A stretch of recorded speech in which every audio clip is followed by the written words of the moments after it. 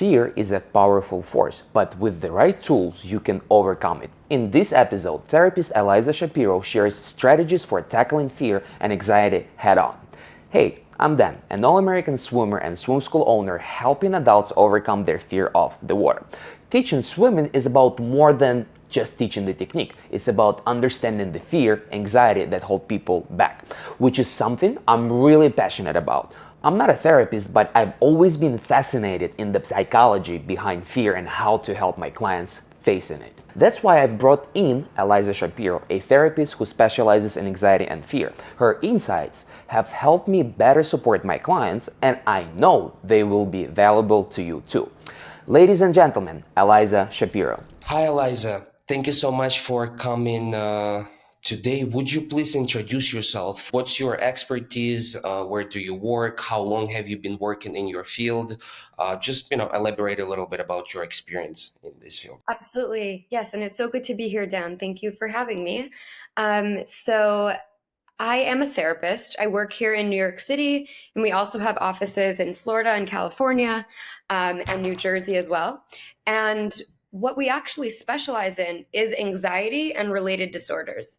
So we work with a lot of individuals, adults and kids, who are struggling from fears or what we call phobias, whether it's related to a trauma from their past or whether it's related to something completely arbitrary. And I know that in the context of this conversation, we'll be talking a lot about the fear of water and the fear of swimming and what that's all about. But anxiety and related disorders is really what we focus on primarily in our work. And I've been a therapist for about 8 years at this point. And it's been some of the most powerful work that I've ever done. And I'm very grateful to be able to talk about it with you today. Amazing. Let me start with one of the most commonly asked questions. Is experiencing fear a normal part of human being? Absolutely. We all have a range of standard human emotion. We experience love, we experience anger, we experience sadness, we experience fear. In terms of the evolution of human beings, if we didn't have fear, we actually wouldn't have been able to survive this long. So they say that fear, you can kind of picture it like being in the Serengeti, right? And if there's a bear coming at you, or a tiger or a lion, you need to actually listen to your fear signals inside of you because they're there to protect you. And physiologically, they actually gear you up for survival. So your blood flow changes, your body chemistry changes, and you're ready to run, right? So that's where the fight or flight's response comes in. And our bodies actually need fear in order to survive. And it's a completely human part of our experience in terms of our emotions. Amazing. From what I understand, fear is pretty common for us as a species, and it does serve essentially really important part. If we didn't have that evolutionary mechanism developed in us, we won't be able to be here. We wouldn't be able to survive. Exactly. Okay, great. Can you go a little deeper into the psychological mechanism that help us to cope with the fear? What happens inside us when we face the stimuli that evokes the fear in us? Absolutely. So there's a couple different mechanisms that happen almost at the exact same time when we're having an emotion. It's really like a spiral or a cycle that most of us don't realize is going on inside of us, but it really is. So there's a trigger, and that trigger, and again, people's cycles are a little bit different, but that trigger will create some sort of thought response, right? Maybe I'm looking at a dangerous thing and I'm like, uh-oh, I don't know if that's safe. And maybe even before I have that thought, my body starts to react. Okay. So the amygdala, which is the emotion center of the brain, that starts to process things before your thoughts even get involved. And your body is already gearing up as those thoughts signals start to get, blasted out in your brain. So your body is working, like I said earlier, your chemistry is changing, where your blood flow is going, how your muscles are geared up, that's all shifting. Your thoughts are going, I don't know if this is safe. I don't know if this is dangerous. And your amygdala is firing as well. And all of these parts are essentially what make up a strong emotional reaction.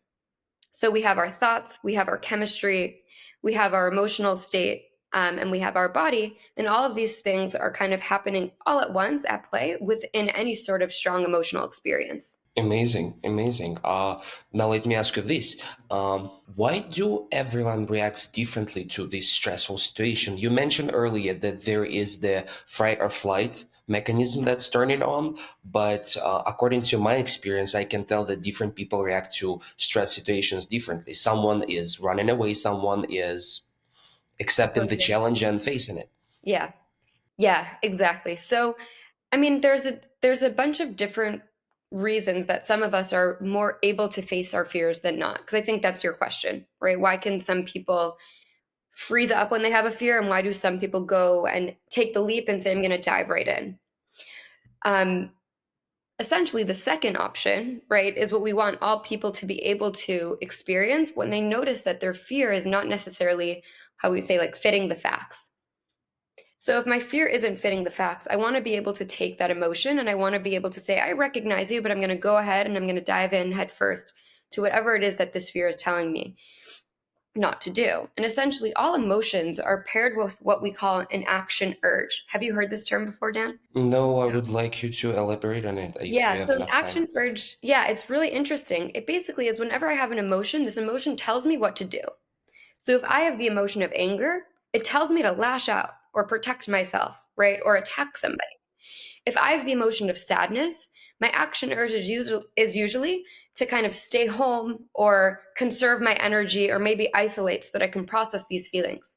The action urge of fear or anxiety is to avoid. So if I notice a fear and I don't know what's happening inside of my body, automatically I'm going to be geared up to avoid whatever this perceived threat is. So, for example, if I'm afraid of the water, my action urge is going to be run away, don't get in the water, protect yourself, stay out of it. And if we do not know what's happening inside of our own emotional spirals, we will automatically listen to our action urges, which is why so many people feel like their fear emotion gets so out of control and it turns into anxiety, which is essentially a more pervasive fear that doesn't necessarily fit the facts and that's very future oriented. So, what happens is we have this very human emotion called fear, and then we don't know what's happening inside of us. So we kind of listen to the misfirings of fear over and over and over again. And we're geared up to avoid whatever it is that we're afraid of, even if it's not technically dangerous. So when we don't know what's happening inside of our bodies, we listen to our action urges. And that's why a lot of the people that I'm sure you've worked with over the course of your years as a swim instructor kind of feel like automatically they don't really understand why. They feel like they have to avoid the water or avoid other things in life that are causing them to have this fear response. Does that make sense? It certainly does make a lot of sense. Absolutely. Do not miss my video on conquering the fear of water, where I break down how to face it head on, build confidence in the pool.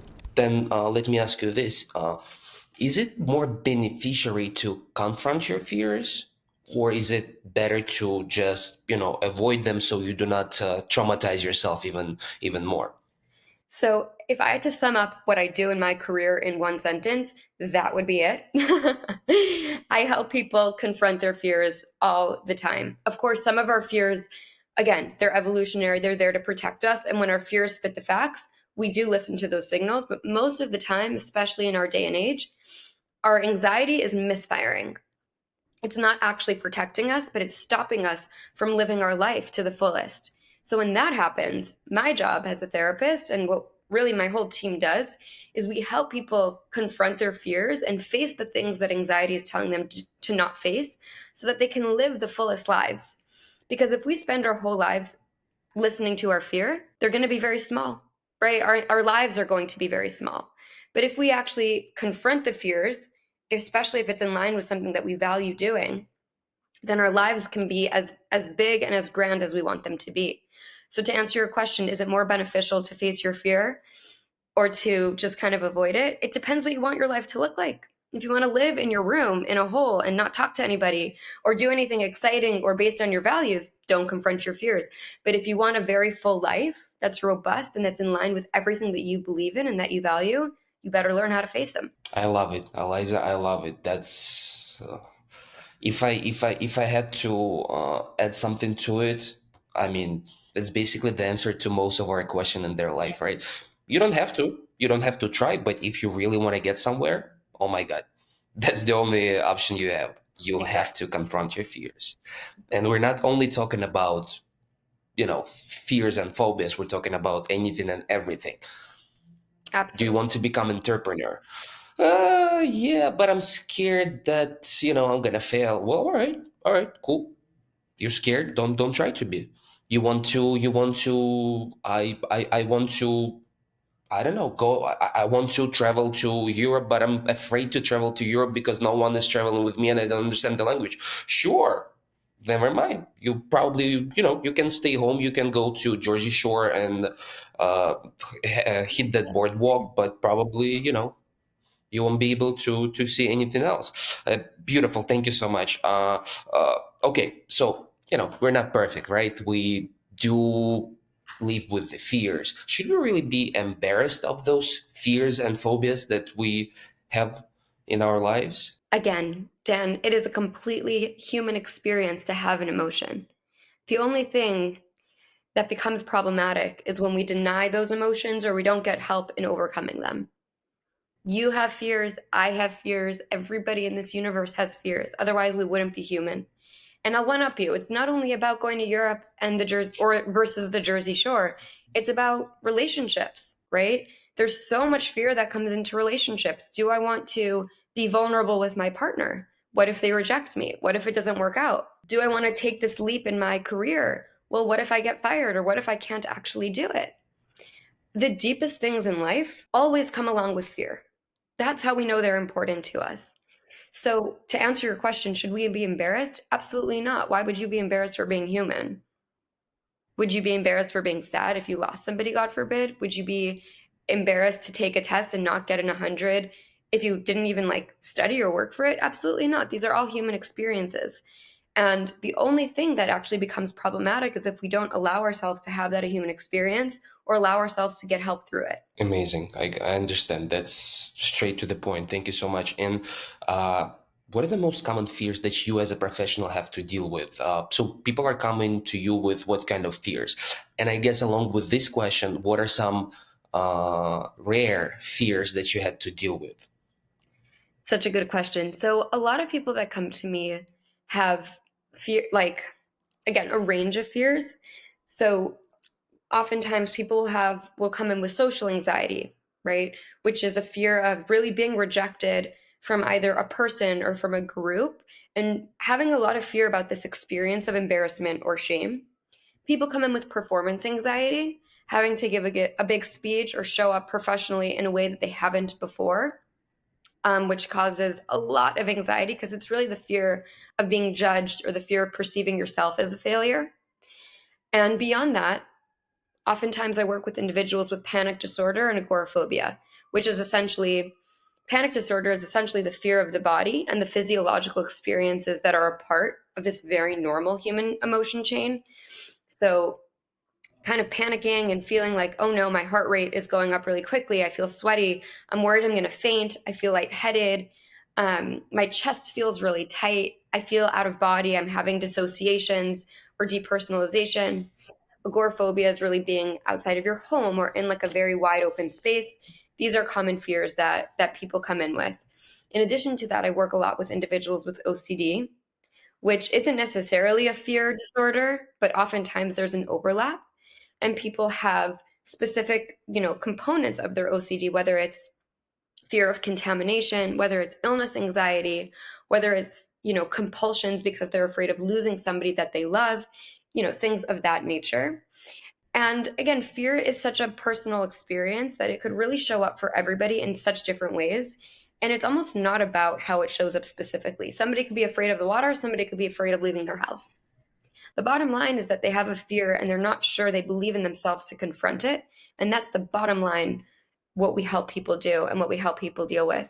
So I almost tell people, forget what the surface level fear is. Let's figure out how to deal with fear in general in your life and in your own body. That's interesting. Um, wow, that's yeah, I can only imagine how big of a problem people have to go through when they come into you. That's you're doing a really important job. That's terrifying thinking about all those phobias and what people have to live through. That's a lot. Well, I mean, people often ask me as a therapist, isn't your job so hard? Isn't it sometimes like depressing? And I say it's actually quite the opposite because people who are coming into therapy are ready to do something about their fears. And we have a system.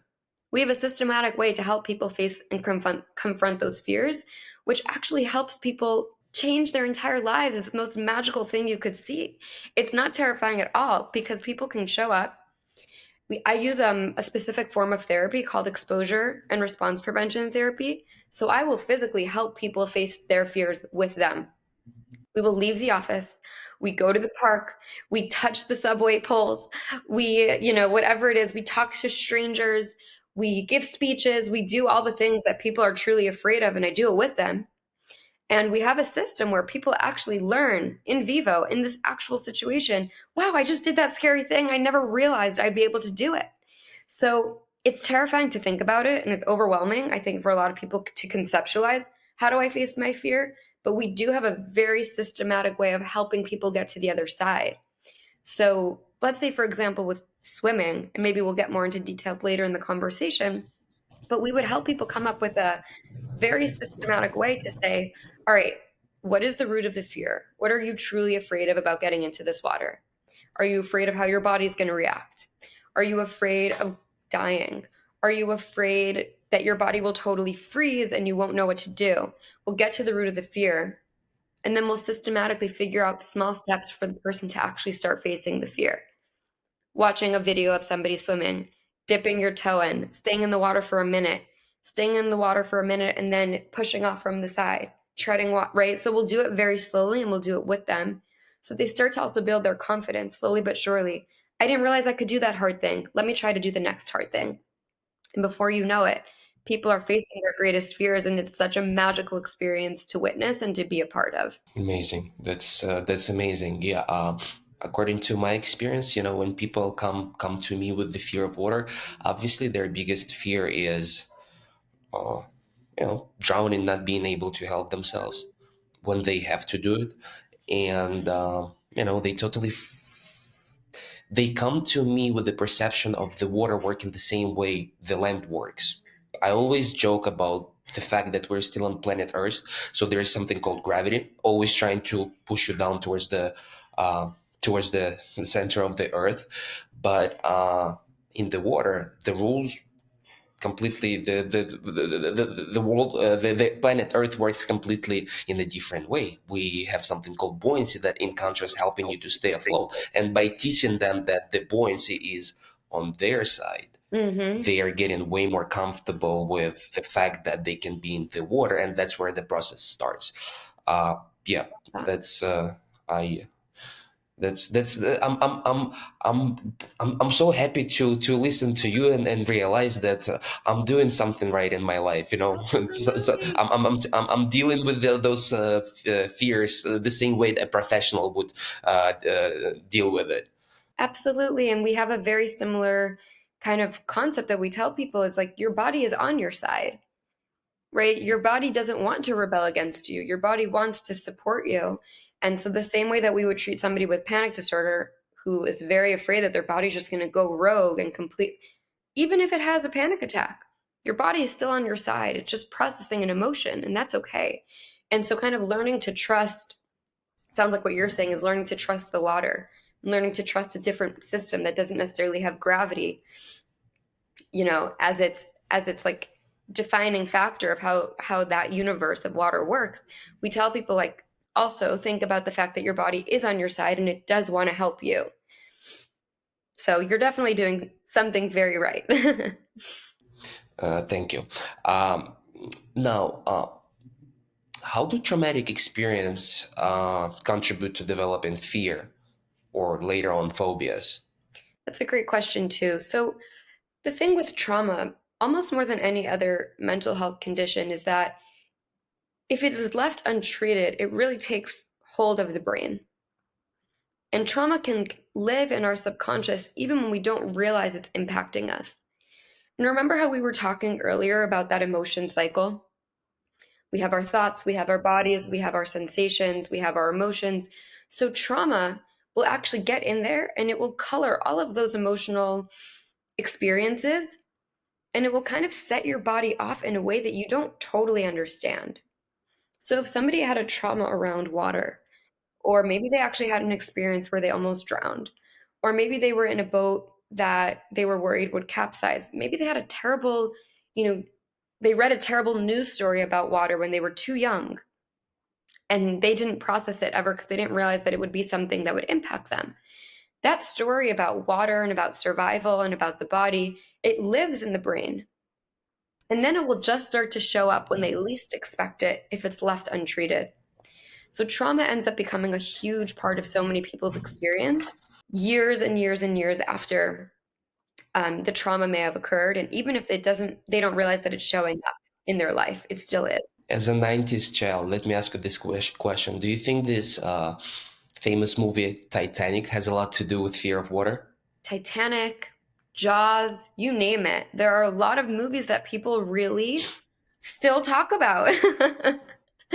and they share them as like big parts of their life, that they're like, I watched this movie when I was 7 years old. I watched Jaws when I was probably 6 or 7 years old with my parents. And I'm like, Mom, what were you thinking? I was a kid.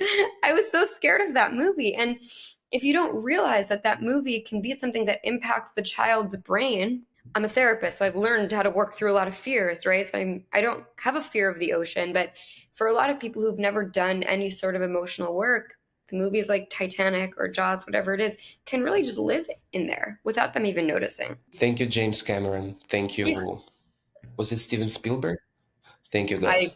Yeah, exactly. Thank you so much for you bring in a lot of work to us. You know what I mean? Yeah, It's exactly. Thank you. We're thankful to you guys. How important is it to originate to identify the origins of fear in order to treat the fear, the phobias? There's a big debate about this in the world of psychology. As a behavior therapist, my theory is that you don't actually need to know what the exact root of the fear is. You need to know how it's showing up for you right here, right now. If you can get to the root of the fear, that can help, but it's not a requirement. Your body is showing you how the fear is still living inside of it today and every day. Your stomach muscles might be tightening. Your fear response and your action urges are speaking to us, and they're telling us exactly what we need to treat. Again, if we can figure out the root, that will always help, but it's not a requirement. So even if somebody is coming to you or to me and they're saying, I don't know why I have this big fear, maybe it's this, maybe it's that, I tell them, okay, let's deal with what we do know. And you will still learn how to get through any emotion of fear if you're treating it the same way, even if you don't have exactly what the right answer is for how this fear originated. Love it. It doesn't matter, right? You're coming to me with fear, so what's the point for us wasting our time and try to find the cause? Let's work on fixing the problem. Got it. So during the time we're together, we've been saying the words fears, phobia so many times. So what is the difference between fear and phobia? So the difference between any emotion and a psychological disorder is how much it's disrupting your life, right? Emotions, human So the experience. emotion is fear and psychological disorder is phobia.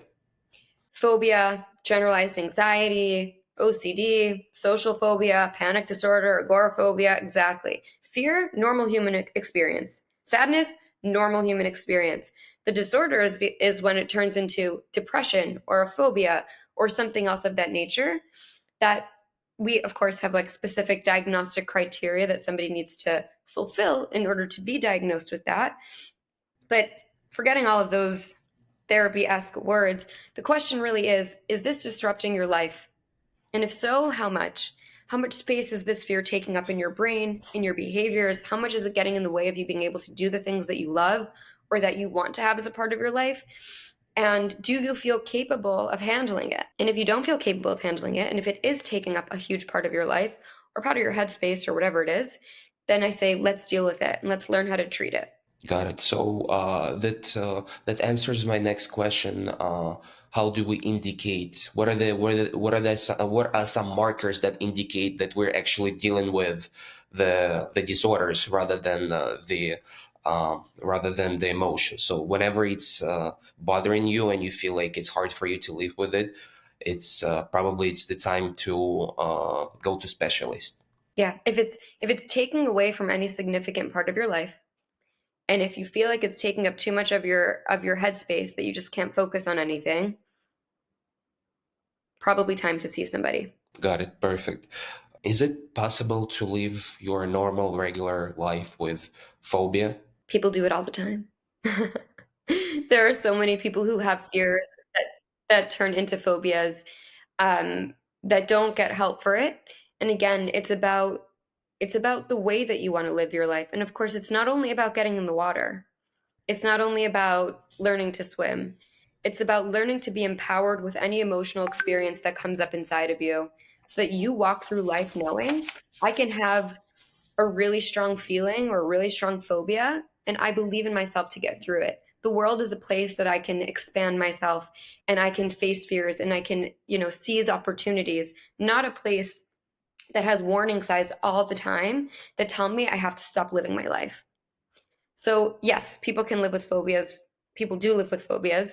And there are a lot of people who have phobias who've then faced it and watched their life expand in totally new ways, which I think is a much more effective way to walk through this one life that we have. Totally. I agree with you. So let me move let me move us to the swimming pool right now, right? So Yeah. as a behavioral therapist, I want to just share the way I introduce my I'm not a behavioral therapist. You are the therapist. I'm a swim instructor, but I'm using some of those techniques to get my clients comfortable in the water. So I'm working with a gradual exposure where if I have a terrified person, I'm making sure that, we take our time. We start with the face going into the water first, then we put our entire body, then we let off the floor, then we let off the instructor's hands, then we start kicking, pulling, etc., etc., etc. So we're building up block on block. We're taking our time. I'm making sure that we're doing that in controlled environment, right? If I do that in the ocean, Yeah. what's the point, right? You want to be in a safe environment where you have the lifeguards observing you and your instructor staying right next to you, face to face, holding your hands. And this way, I'm working on cognitive restructuring of a certain fear or a phobia of my client. Just like you said, I'm showing them the normal way of life where they learn that, oh, actually, listen, actually, I can swim. Actually, I can face my fear. Yeah. It's making me more powerful. It's making me a bigger and a stronger person. And this is Yeah. what I do as a swim instructor. Uh, Incredible. Besides exposure therapy, are there other effective techniques for overcoming fears or phobias? So again, exposure therapy for phobias, that's the gold standard. That's the best thing you can do. That's the most effective way to actually help yourself through the fear in the here and now. If you want results, find a therapist or a swim instructor who's really, really skilled at exposure therapy, who can guide you through it in the right systematic way. Of course, if there are underlying traumas, there might need to be some trauma work that's done adjunctively or as well. And I would also say that sometimes people are facing fears and they're actually dealing with other fears that they don't realize. Does that make sense? So sometimes people are getting in the It water, does. yeah, and they actually have like a panic disorder and they're actually more afraid of their physiological responses than they are of drowning. So we want to make sure that we're facing the right fear. Mm, Otherwise, it could feel like, we're barking up the wrong mhm. tree. Definitely exposure therapy is the gold standard. You do want to make sure there isn't something else that you're missing, like a trauma or like a different phobia that's kind of going on beneath the surface. And certainly, it does take time for people to commit to exposure therapy. So there might need to be some work done in the beginning to really think about the pros and cons of living your life where fear is in charge, or living your life where you're actually learning how to face those fears, knowing that that is the harder option in the moment. It is harder to face your fears than to avoid them in the short term. So really helping people feel empowered to make that choice actively, will also set the stage for how willing they are to kind of dive into the exposures once you start. Love it. Love it. That's, in my company, our culture is, our company culture is basically we're not teaching people how to swim. We're giving people their lifestyle. So by teaching them how to swim, we're giving them a certain lifestyle that will bring them from point A to point B. So I believe that swimming is not just a skill, it's a lifestyle. One, and two, it making you a better person because you're proving yourself that, hey, I'm worth something. I can overcome my fear. I can learn something, and I can be active, and I can travel and see the world, do the surf, scuba diving, snorkeling, etc., etc., etc. It's amazing. I love it. That sounds, I want to, I want to go swimming now. That sounds great. If you're ready to take the plunge, check out my Learn to Swim in 5 Days video for a step-to-step guide to mastering swimming quickly, along with tons of different tutorial videos there are on my channel. So in the process, when we're in the water, right? This where a client has to face these stressful situations where they experience anxiety. Are there any breathing techniques that they can do to cope with the stress? Because, you have to face your fears. So it requires you to face the situations where you feel yourself stressful and lots of anxiety are coming through the roof. So are there any breathing techniques that you can recommend to my clients so it can help them to cope with the stress? Certainly. So I think there are two kinds of breathing exercises. One is something that you do to kind of get yourself into a relaxed state. And then the other is the kind of breathing that really we should all be doing all the time. And it's less active, it's more just like creating a new system of how you breathe. So the first, because of course when you're swimming, you can't really focus on the numbers, how many breaths should I hold my breath, like you got to be swimming, right? But you can do a specific breathing technique that will calm your entire system so that you can actually get into the pool. So the first one that I love to teach people is box breathing. So again, this is before you get in the pool or before you're facing any real fear. If you want to calm your nervous system, just take the edge off and really get into a healthier state, you can use this technique of box breathing, which is essentially thinking about the number 4. A lot of breathing techniques are like in for 5, out for 7, in for 9. It's too complicated. Like you're giving me anxiety just thinking about it. So just stick to the number 4. So you breathe in for 4, you hold for 4, you breathe out for 4, and you hold for 4. And you do that again and again and again. And if you want, in your mind, you picture a box and you trace the outline of the box. And it's a really helpful way to just get very grounded, right? Like some people trace the outline with like a light, whatever feels like calming and regulating for you. Do this exercise a couple times, like a couple boxes, 3, 4 boxes, then get in the pool, or then face the fear, then give the speech, then go on the date, then do whatever it is that you're afraid of doing, because your nervous system will just be more regulated. You'll be more in rest and relax versus fight or flight. Now, when you're in the water, or what were you going to say? No. It's just I'm sorry for interrupting you. I'm my sick mind imagined the picture me coming to a girl in the bar and started this exercise. Hold on. 3 times. By the time I finish it by third box, she's like, gotta run. Who is this guy? That's great. So sorry for interruption. I'm really sorry. So you do that before you get to the bar. Then you're in the bar, right? You have to face the fear. So now it's a different technique. And essentially what you want to think about 2 things only. And the first is slowing down your breath. Doesn't matter how fast it's going, doesn't matter the numbers, just slow it down. Whatever pace you're at, slow it down a little bit. And the other thing is that if you're breathing from your chest, you're going to increase your anxiety. If you're breathing, you can't see my stomach, but my other hand is on my diaphragm. If you're breathing from your belly, from your stomach, you will increase your capacity to be in the rest and relax mode instead of your fight and flight mode. So this is something that you can do on the fly. You can do this while you're talking to the girl. You can do this while you're ordering her a drink. You could do this while you're swimming, right? Slow down the breath, breathe from the belly. Those 2 things will actually change your internal nervous system pretty rapidly too. And they're things that you can do all the time without thinking too hard. Amazing. Thank you so much. I think that should be really, really helpful. I should include those techniques to my beginner swimmers.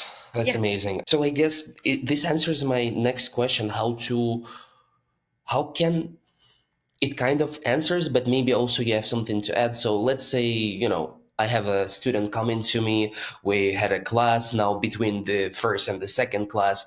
Uh, while the student doesn't have access to a swimming pool, how can they